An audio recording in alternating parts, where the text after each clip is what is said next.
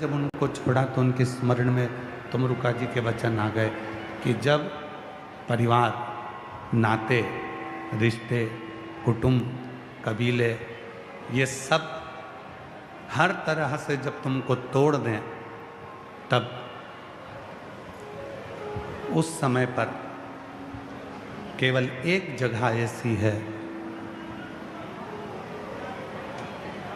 किसी भी पंच वृक्ष की छांव, सुख का अनुभव करा देते हैं। पहला है बट वृक्ष, दूसरा है बेलपत्री का वृक्ष, तीसरा है आंवले का वृक्ष, चौथा है पीपल का वृक्ष और पांचवें नंबर पर है शमी का वृक्ष। शमी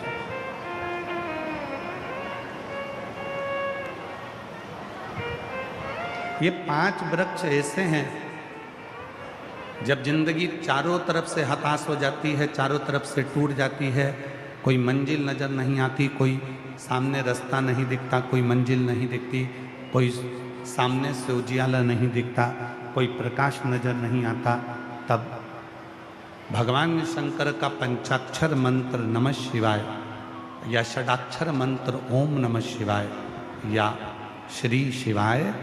नमस्तुभ्यम, इस मंत्र का जप यदि कोई मौन होकर,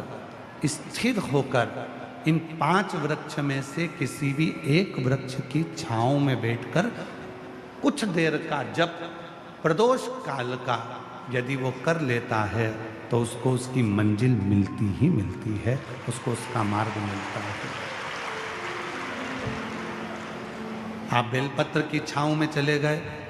आप बट वृक्ष की छांव में चले गए,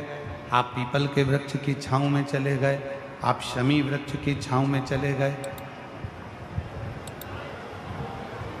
आप आंवले के वृक्ष की छांव में चले गए, वहाँ बैठकर जो तप है, वहाँ बैठकर जो साधना है, वहाँ बैठकर जो जप है, वहाँ बैठकर जो आराधना है, वहाँ बैठकर जो तप किया जाता है, साधना की जाती है, उसका फल मिलता जरूर, वो प्राप्त जरूर होता। और ये दोनों जो सर्प हैं, ये दोनों सर्पों को तुमरुका जी के वचन स्मरण में आ गए और तुमरुका जी के वचन दोनों के स्मरण में आए कि हम जब सब जोर से हताश हो गए हैं, टूट गए हैं, तो क्यों ना किसी वृक्ष की छांव में जाकर बैठ जाए।